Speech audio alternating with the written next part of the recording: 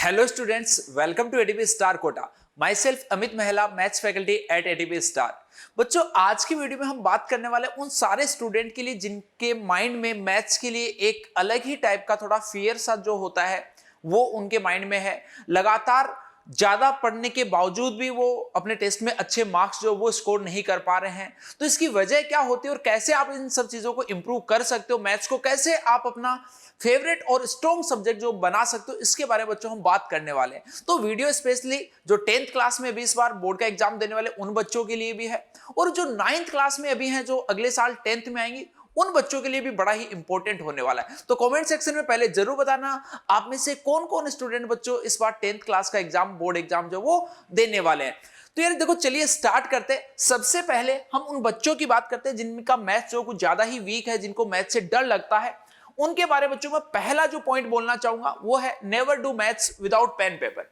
काफी बार अपनी क्या होती है, क्योंकि सब्जेक्ट अपने और भी बहुत सारे पढ़ते हैं, सोशल साइंस पढ़ते हैं, साइंस पढ़ते हैं, और भी आपके सब्जेक्ट होते हैं। उनके साथ में उनको आपकी जो स्टडी करने की जो हैबिट होती है वो कई बार क्या होती है कि हम चीजों को सामने अपने नोटबुक रख लेते हैं और उसकी रीडिंग करते रहते हैं। और यही सेम कॉन्सेप्ट, यही सेम फंडा जो हम मैथ्स के साथ में अप्लाई करने की कोशिश करते हैं। बच्चों मान के चलिए कि जो ज्यादातर स्टूडेंट की जो 10th क्लास तक मैथ्स में प्रॉब्लम रहती है, वो मेजोरिटी बच्चों की जो प्रॉब्लम है वो इसी वजह से होती है।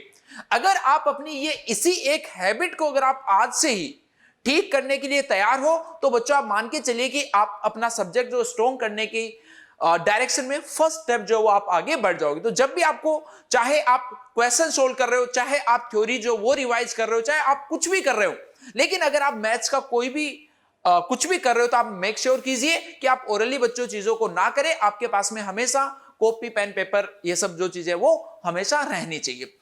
अगली चीज है, अब हम बात करते हैं कि स्टडी स्टार्ट करने से पहले यार आपका जो भी, आप जिस भी क्लास में से 10th का अगर आपको बोर्ड का एग्जाम देना, तो आप सबसे पहले अपने एग्जाम पैटर्न को समझिए। काफी बार अपने को यही नहीं पता होता कि अपना एग्जाम का सिलेबस जो है वो एक्चुअल में क्या है, कौन से हाई वेटेज वाले चैप्टर्स हैं, कौन से चैप्टर्स ऐसे हैं जिनसे सिर्फ और सिर्फ डायरेक्टली फॉर्मूला बेस्ड क्वेश्चन आने वाले हैं, कौन से चैप्टर ऐसे हैं जिनसे लॉन्ग क्वेश्चन जो पूछे जाने वाले हैं।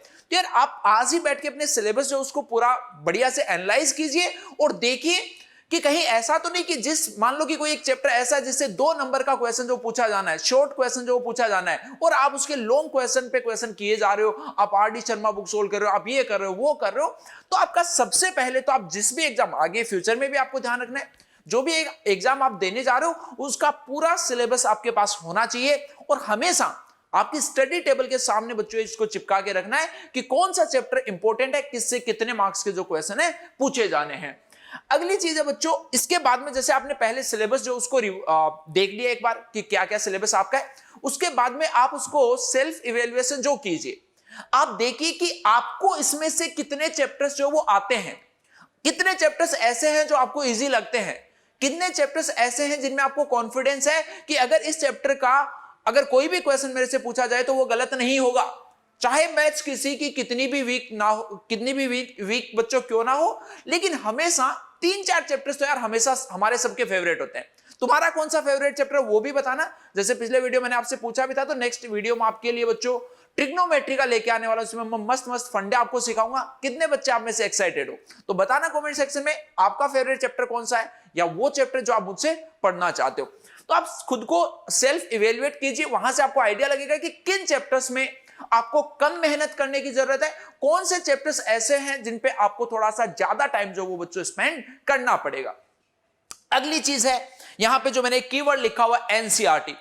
काफी बार अपने साथ में, आपके साथ में ऐसा जरूर होता होगा, आप खुद फील कर पाओगे कि हमारा दोस्त जो है वो आर.डी. शर्मा कर रहा है, दूसरा फ्रेंड जो कोई दूसरी बुक कर रहा है, एक और फ्रेंड है वो हेल्प बुक कर रहा है, और उनकी देख के हम खुद भी ये सारे सामान जो वो खरीद लेते हैं और इनको सोल्व करना स्टार्ट करते हैं। क्योंकि हमारा मैथ्स उनके सब्जेक्ट जितना स्ट्रॉन्ग नहीं है, तो ऑब्वियस सी बात है कि हमसे क्वेश्चन नहीं होते। हम 1 करते हैं, 2 करते हैं, 3 करते हैं, लगातार जब हमसे 4 क्वेश्चन नहीं होते तो हम उम्मीद छोड़ देते हैं। होता है ना आपके साथ, हम उम्मीद छोड़ देते हैं कि मेरे से तो कुछ हो ही नहीं रहा, मेरे से एक भी क्वेश्चन नहीं बन पा रहा है, क्यों पढ़ूं मैं।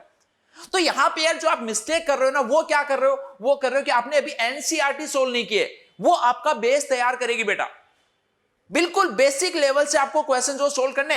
अब एनसीईआरटी को भी करने के तरीके होते हैं, कई बच्चों को यह भी नहीं पता, वो सोचते हैं कि अच्छा उसको कोई भी एक चैप्टर एक्स चैप्टर करना है, सपोज ट्रिग्नोमेट्री करना है, वो पहुंच जाता है डायरेक्टली कहां पे, एक्सरसाइज 1 का क्वेश्चन नंबर 1 सोल्व करने। नहीं यार, उससे पहले जो इंपॉर्टेंट चीज है ना वो सोल्व एग्जाम्पल है, क्योंकि अपने माइंड ने पता क्या किया होता है, अपने को कहीं ना कहीं गुमराह किया होता है, थोड़ा सा माइंड बहुत बेवकूफ बनाता है आपको, उसने गुमराह किया होता है कि सोल्व एग्जाम्पल का क्या मतलब होता है, वो तो एग्जाम्पल्स है और ऑलरेडी सोल्व किए हुए हैं, तो मैं कैसे क्यों करूं इसको सोल्व। नहीं बेटा, आपको पहले सोल्व एग्जाम्पल करने, और आपकी जो फाइनल एग्जाम है उसमें भी सोल्व एग्जाम्पल से क्वेश्चन पूछे जाते हैं, तो जो आपके सोल्व एग्जाम्पल है उनका आप बिना सॉल्यूशन देखे खुद से उनको सोल्व कीजिए, देखिए कि आप कहां पे मिस्टेक कर रहे हो या फिर आप सही कर रहे हो। जैसे ही बच्चों आप सोल्व एग्जाम्पल सोल्व करोगे, आपका कॉन्फिडेंस थोड़ा सा बढ़ेगा। उसके बाद में आप अगेन एक्सरसाइज 1 से आपको स्टार्ट करना है, एक एक क्वेश्चन को सोल्व करना, कोई भी क्वेश्चन अनटच्ड नहीं रहना चाहिए, चाहे वो सोल्व एग्जाम्पल हो या फिर बच्चों वो एक्सरसाइज का एग्जाम्पल आपके पास में हो।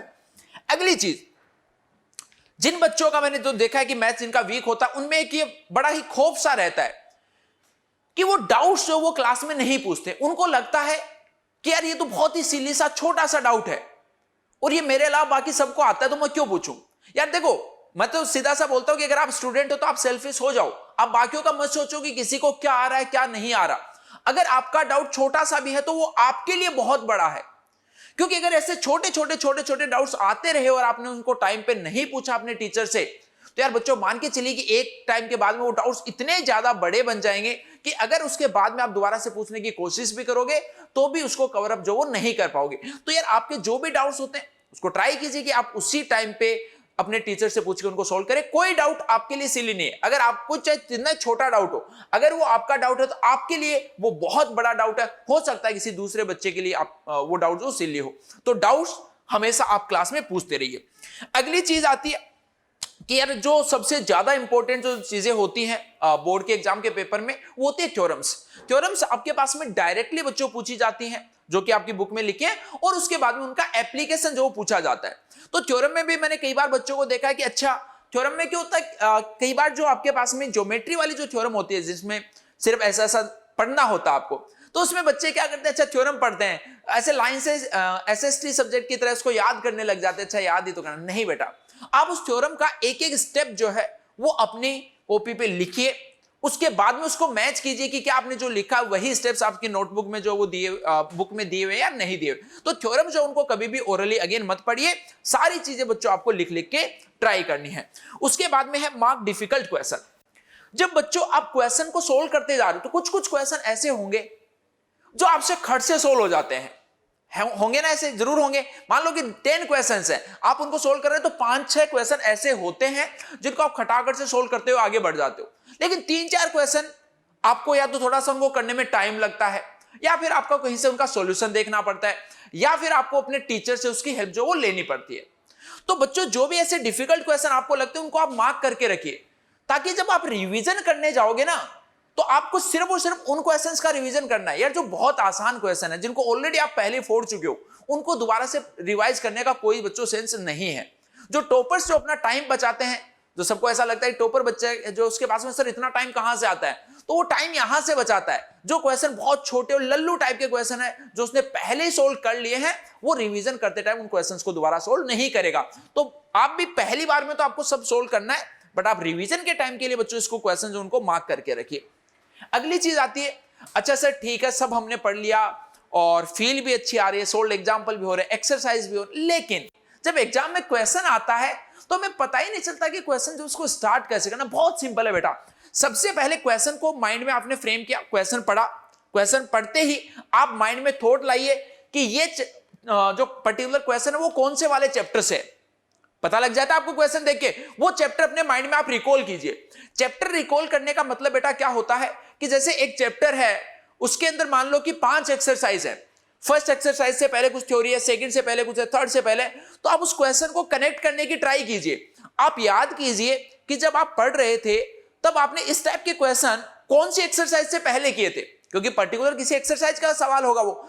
तो जैसे ही आपके माइंड में वो एक्सरसाइज आएगी तो उस एक्सरसाइज के सारे क्वेश्चन आपके माइंड में ऐसे खटखट से आएंगे।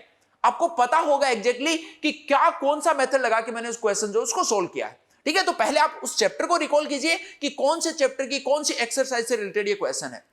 उसके बाद उसमें जो भी यार इंफॉर्मेशन लिखी है उनको करेक्ट डेटा के साथ में नोटबुक में जहां पे भी आप सोल्व कर रहे हो उसको करेक्ट अच्छे अच्छे सुंदर सुंदर राइटिंग में उसको लिखिए, और उसके बाद में उससे रिलेटेड कौन सा फॉर्मूला जो अप्लाई होने वाला है वो फॉर्मूला आप पहले से अपने साइड में नोटबुक में रख के रख लीजिए। उसके बाद में बेटा आप क्वेश्चन जो उसको सोल्व करोगे तो बहुत हेल्प आपको मिलेगी, सारी चीजें आपकी आंखों के सामने रहेगी, आपको एग्जैक्टली पता रहेगा कि कौन सा सवाल था, ये किससे कौन से चैप्टर से रिलेटेड था, कौन से फॉर्मूला से रिलेटेड था।